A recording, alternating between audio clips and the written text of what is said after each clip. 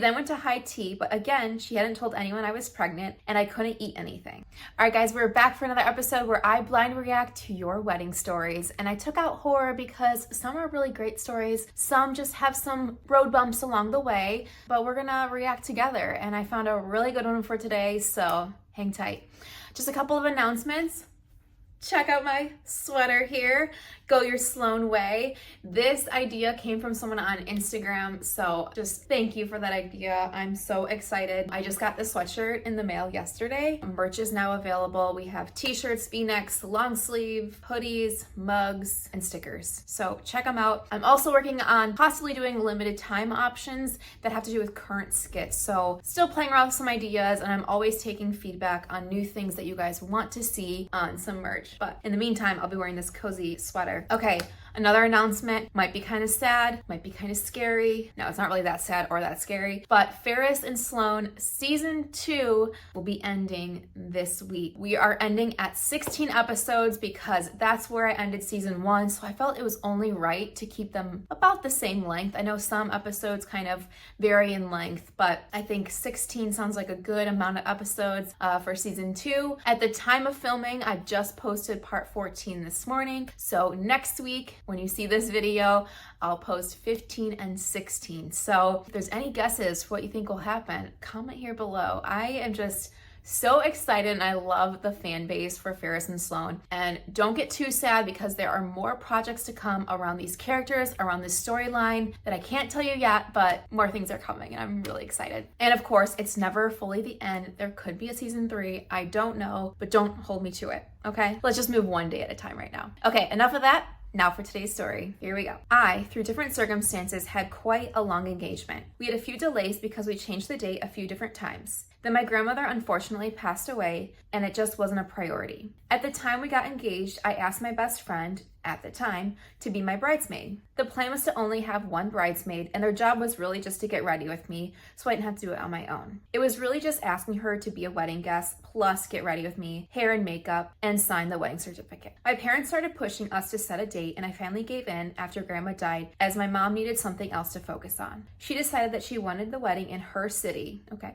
I live in a different one about 6 hours away, and we agreed as my family was all there. Now, my husband's family has not spoken to him for some time, and so he was not going to invite them there. Husband's choice. I kept control of 3 things that matter to me most: the celebrant, photographer, and dress, and pretty much gave my mom free reign over the rest of it because I just didn't really care.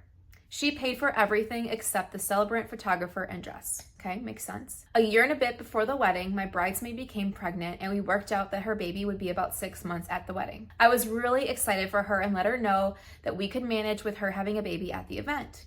The original plan was that her husband was going to come and look after the baby for most of the day and just bring the baby to her when she needed feeding, okay? Very realistic, very kind that they worked it all out. No drama there. The first sign that there was going to be an issue was when my country had an outbreak of the measles and she didn't want to travel with her baby. I told her it was no problem and let me know what she wanted to do. Either still come or if she didn't want to be there anymore, that was okay too. She then wanted me to put off my wedding and change the date to wait for the measles outbreak to be over. This was not an option as the invites had already been sent. This is very tricky waters. I don't know what I would do in this situation. It's hard because that's very scary. Just like I've heard of a lot of people that were set to get married in 2020. I don't need to explain further what happened in 2020, lots of craziness. So many people had to delay. Some people still had them, but very micro. Some people just moved them outdoors. So everyone's threshold was kind of different. Now, measles outbreak, I'm not sure the right protocols here, but to ask a bride to move her date for you as a bridesmaid is also a bit much. So I don't know what I would do in that situation. I wasn't originally going to have a bachelorette party. However, she insisted on organizing one. I invited my close female relatives and friends to a Facebook group, and once they were invited, she removed me from the group. My family booked flights for the weekend and waited to hear what was going on.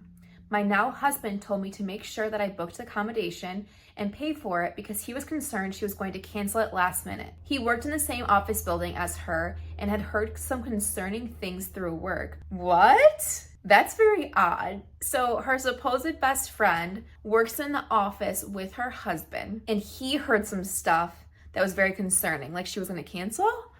Okay, this is crazy. I booked and paid for the accommodation over the weekend. She would not let me know anything that was being planned. As we got closer to the weekend, she changed the length of time of my bachelorette party to 1 day instead of the weekend away, as she is on maternity leave and has less money. She had asked what I wanted to do, and as I was now pregnant, I said I wanted to go out for dinner so I can just pick off the menu to meet dietary requirements, do a yoga class, and have some high tea. Okay, so now the bride is also pregnant, and her friend wants to shorten it because she's on her maternity leave. Got it. Okay. We get to the weekend and everyone else is organized into groups to get to the Bachelorette, except for me, and I needed to drive myself there. My family arrived on the Friday and we headed to the venue. Nobody else turned up until Saturday at 10 a.m. We then had yoga, which was nice, but she didn't tell the instructor that I was pregnant, so I couldn't do most of it. Oh, you think you would tell the instructor that. Instructor just kept telling me to sit comfortably while the other people did the poses. Oh. We then went to high tea, but again, she hadn't told anyone I was pregnant and I couldn't eat anything. Oh my gosh. So first she didn't want to tell you anything that was planned. Then she asked what you wanted to do. You told her ideas, and then she didn't tell anyone or plan around the fact that you were pregnant. So then you didn't get to actually enjoy the little things planned for your bachelorette. I was so hungry, I ended up fainting and throwing up. Oh my gosh, that's terrible. She then said she didn't want to pay to go to a restaurant for dinner, so cooked a barbecue at the accommodation, but it was awful. And again, I couldn't eat most of it. It was cold deli meats, pre-packaged salads that had been out in the heat.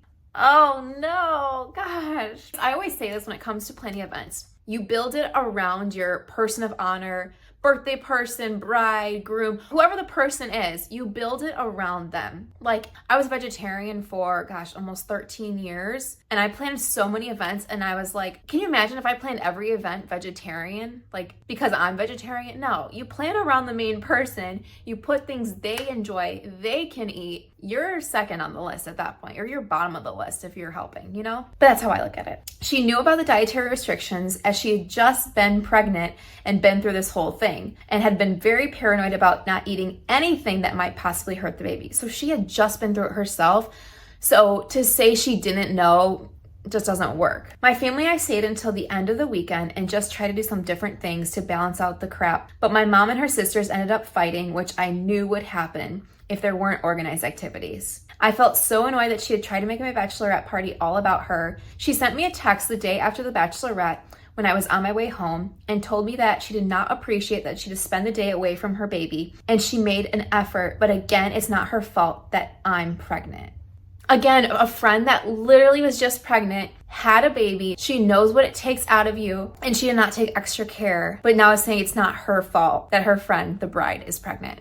What? This was going to be my only bachelorette, and she ruined it because she didn't want to miss out, but didn't want to spend any money. She also spent the whole bachelorette talking about her baby. Every time anyone tried talking about anything else, she changed the subject back. She was becoming more and more demanding about being the center of attention, and once she sent that message, I decided I didn't want her to be at the wedding. Whoa, good for you. I mean, setting quick boundaries. That's hard, but it had to be pretty bad in order to want to do that. She then sent me another text message asking me if I wanted her to still even be a bridesmaid. After discussing with my now husband and mom, I decided to send her a message and say she could still come to the wedding, but I would no longer want her to be a bridesmaid. She then blocked me on all social media and never responded again. Could you imagine? I mean, I don't know how long they were friends for, but can you imagine just over a bachelorette party weekend, just being like, that's it. I don't even want to go see you get married anymore. It sounds like, I don't know, I'm very confused because the friend literally just went through all of that. And like, I'll even say myself, it was hard sometimes to relate to friends like when they had kids and I didn't have kids yet. But then when you've been in those shoes, you're like, oh my gosh, like I could have been a better friend. I could have done X, Y, and Z. Or you kind of like make yourself better then. So the fact that her friend had already been through this, she could be like, wait, I remember being pregnant and being at certain things and not being able to eat. I'm gonna make her bachelorette party awesome. And the bride didn't even want a bachelorette party. She did. The fact that she made it all about herself, when the bride was like, oh, I don't need a bachelorette party, is just, that's terrible. It didn't end up being so bad getting ready by myself. It certainly made things smoother, and I swapped my dad in for signing the marriage certificate. The wedding was fine. My mom got what she wanted. She did end up hijacking the photographers so they didn't take many photos that I asked for. She sounds so laid back and so sweet, letting her mom plan the whole wedding. I honestly thought the story was going to be about the mom like taking charge and stuff, but it sounds like she's just so laid back and was like, my mom got the wedding she wanted. My friend got the bachelorette party she wanted.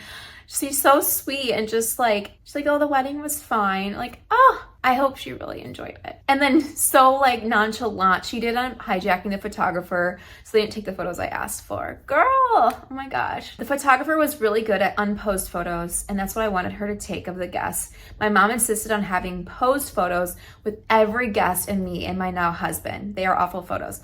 You know what? I have to agree with you. Obviously, I haven't seen your photos, but when I got my photos back, I did not care for the posed photos as much. I loved the like candid photos of people interacting. I loved like the videos of people walking around talking to each other, having drinks, laughing. The posed ones just felt so like, I don't know, I was not a fan of them. Like obviously I've printed some out. They don't look bad, but candid photos, way to go. I also hate the way I look because I was at the pregnancy stage where I looked fat rather than pregnant. Oh, I'm sure you looked beautiful. I think it's one of those things, like, I know I went through this in my pregnancy too, where you feel a certain way, like maybe you don't feel great, like inside.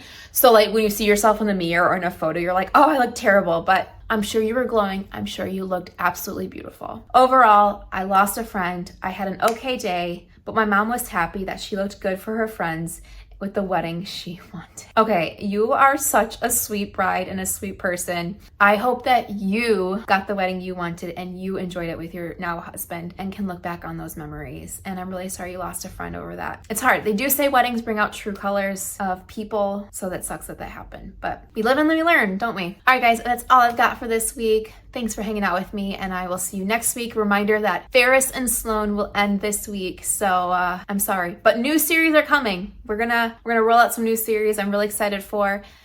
Get your Go Your Sloan Way t-shirt or hoodie, whatever suits you best. All right, bye guys.